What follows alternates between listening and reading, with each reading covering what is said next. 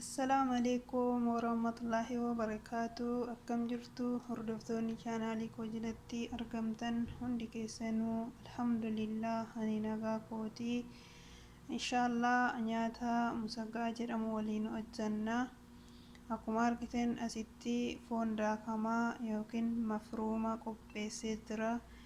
Kanoo asitti baatinjaan aswad, dinnicha, shunkurtii diimaa, shunkurtii adii, filfil roomii, maajii, timaatimii, zayitii. Qimamiin kunis kunoo asitti jira mushakkala, filfil aswad,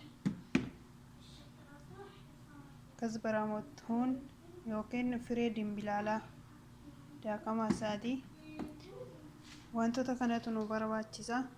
Inshaallah hamma gara hojii isaatiitti darbaa jechuudha.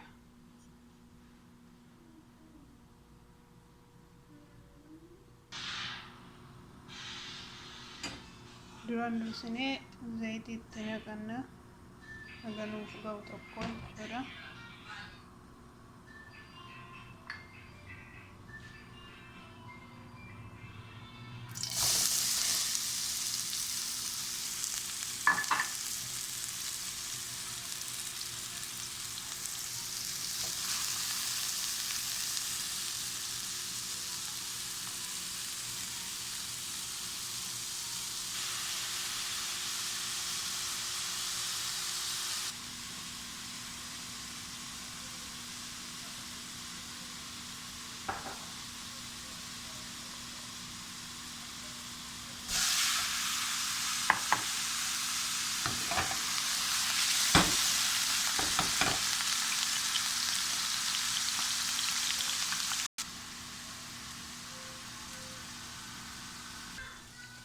Kunoo shunkurtiin haala kanaan bilchaatee jira. Amma shunkurtii itti naqadha.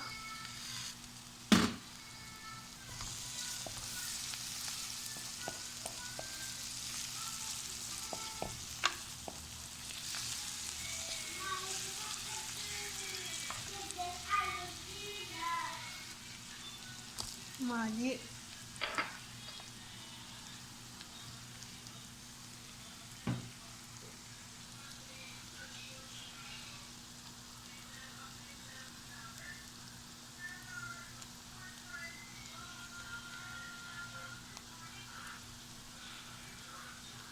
salsa,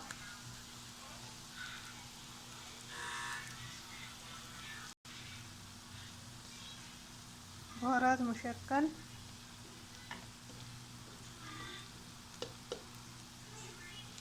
كزبرة مطحون، فلفل أسود. هي لها إضافة أنا بالكيس نيبودا تيماتيني تنقمنا.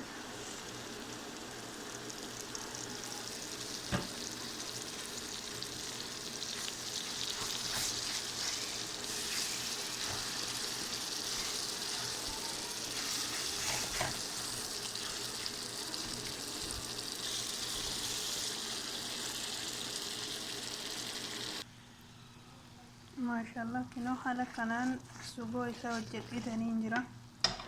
Akkuma argitan asitti kinoo foon qobaattan bilcheessee jira. Amma foon kana asirratti naqaa jechuudha.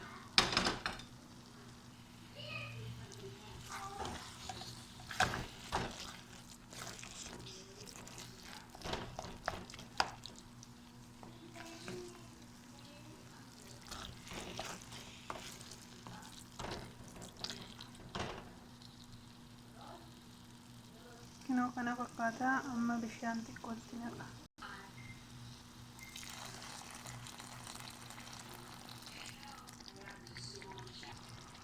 Kana haala kanaan xumureetaniin jira. Aga xumuraatti na hordofaa. Amma baatinjaan aswadii fi dinnicha zayitii keessatti xabbaseetaniin yeroo walitti naqu walitti deebina.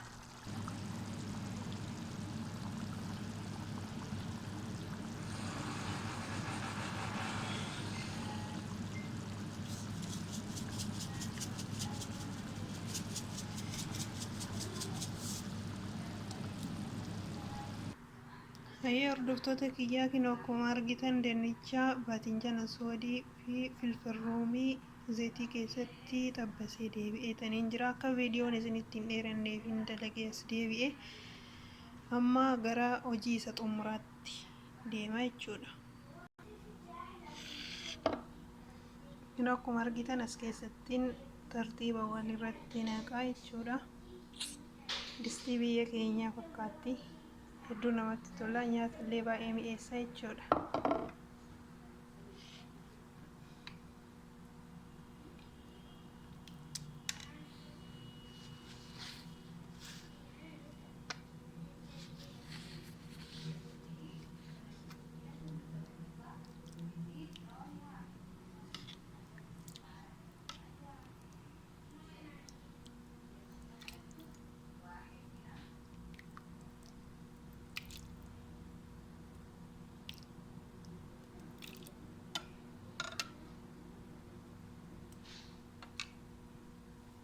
Sugoorra eegana kana itti naqee dinnichaa fi baatinjaan aswadii keessatti naqa tartiibaan xumuree isinitti deebi'a.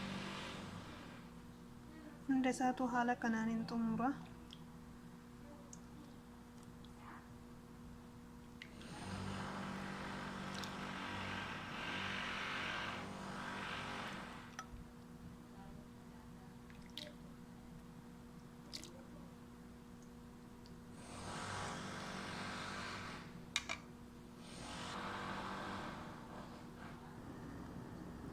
Hayyee hordoftoota kiyyaa nyaata amma dalagee irratti wanta naqamu waan xiqqoo dalagaa jira. Asitti akkuma argitan simnaadha. Simnaa jechuun kiloosa kana jechuudha. Kanatti amma shunkurtii maankaa tokko itti naqa.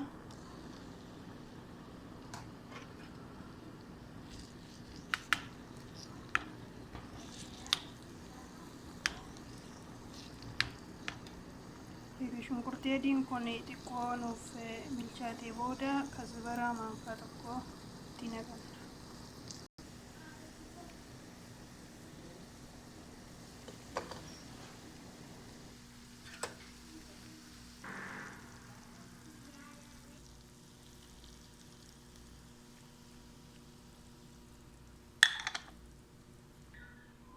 Hayyee hordoftoota kiyyaa kunoo haala kanaan xumureetaniin jira. Maashaallah tabaarakallaa. Nyaanni kun hedduu namatti tola. Hundi keessanuu warreen mana madaamii keessa jirtan hojjettanii ilaaluu ni dandeessu. Viidiyoo kiyya guyyaa har'aa asumarratti xumura. Yoo isinitti tole sabiskiraayib, sheer, laayik gochuudhaan hiriyoota keessaniif sheer godhaa. Walirraa haa barannu. Waan ani beeku barachaa, waan isin beektan immoo isinirraa barachaa. yaada keessan koomentii jalatti naaf barreessaa isiniin jedha. Assalaamu alaykum warahmatullahi wabarakaatuh.